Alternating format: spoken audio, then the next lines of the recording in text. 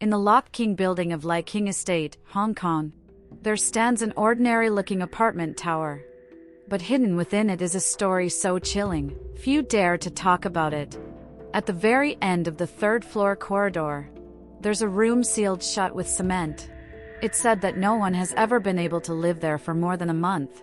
Dark hallways, strange footsteps echoing in the night, and the door to the electrical room marked with a bagua mirror.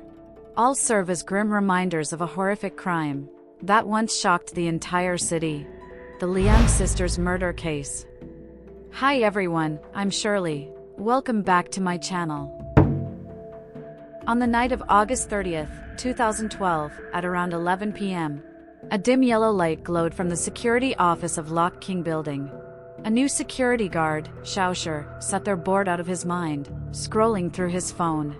He watched his friends' social posts. Some hiking, some visiting haunted houses, and couldn't help but feel frustrated that he was stuck in this old building for a summer job.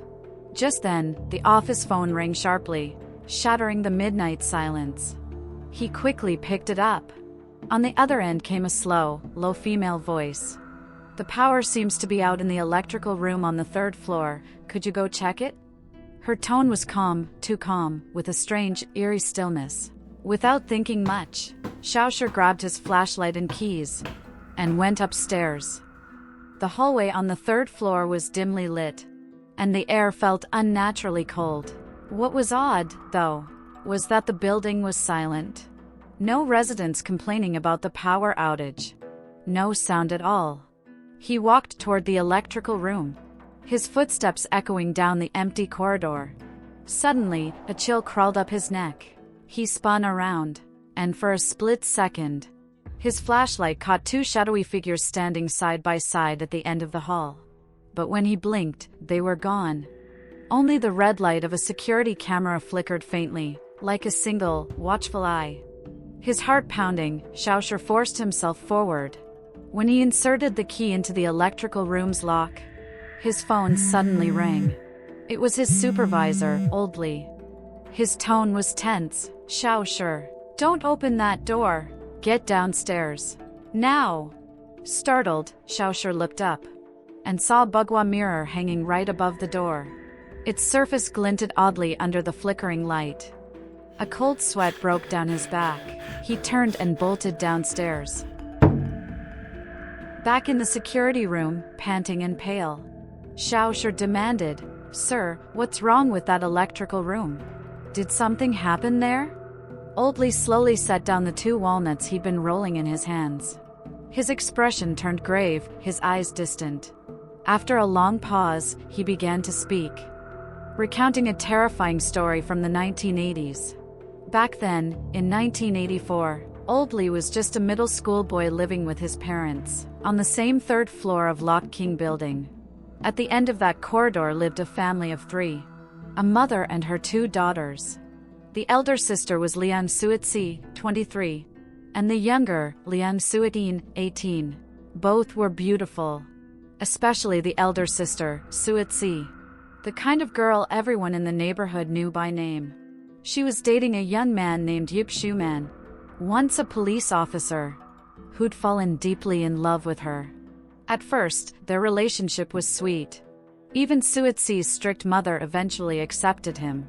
But over time, cracks began to appear. A few years later, Yip suddenly quit the police force and began working at a hotel as a waiter. Rumors spread. Some said Suitsi forced him to quit because the police job took too much of his time. Others said he'd been dismissed for disciplinary issues. Oldley believed the latter. Whatever the truth, Yip's life spiraled downward. Money grew tight, and tension filled the once happy relationship. Suitsi's mother's attitude turned cold. Desperate to save his love, Yip begged to move in with the Liangs. Suitsi reluctantly agreed, and so Yip moved into their small flat, sharing the same roof with the two sisters and their mother. But peace didn't last. Yip became loud and irritable, watching TV at full volume, shouting when upset. He constantly disrupted Suitin's studies. Arguments erupted. One day, in a fit of rage, he struck the younger sister. That was the final straw. Suitsi's mother threw him out of the house. Still, Suitsi couldn't let go. She kept meeting Yip secretly. The unstable relationship slowly edged toward disaster. On May 8, 1984, a day neither Old Li nor the Liang family would ever forget, Old Li heard shouting and crying next door. He guessed Yip had come back to cause trouble. Too frightened to intervene, he watched from his window. That same afternoon, Suitsi's mother received a call from Yip.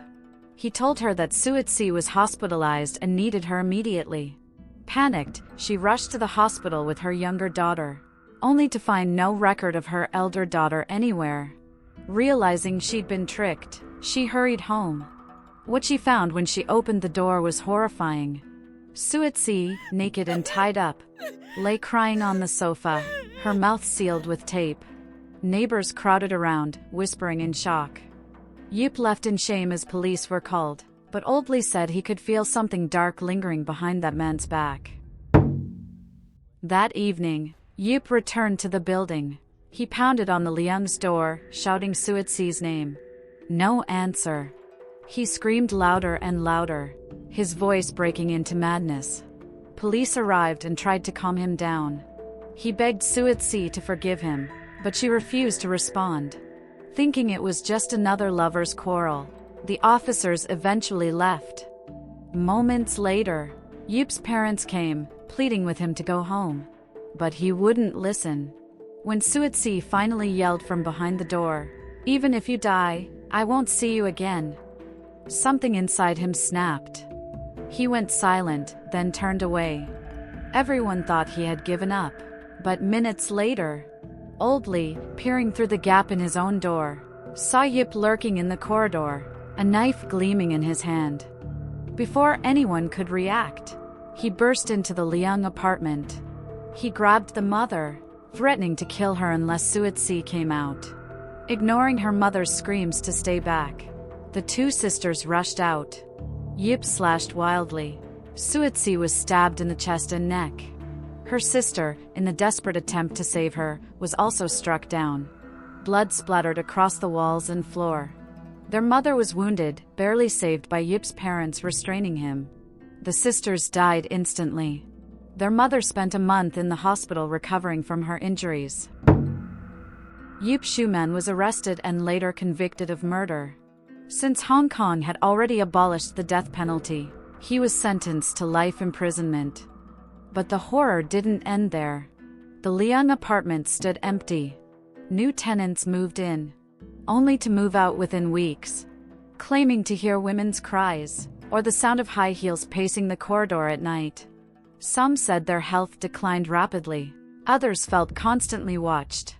Eventually, no one dared to rent the place.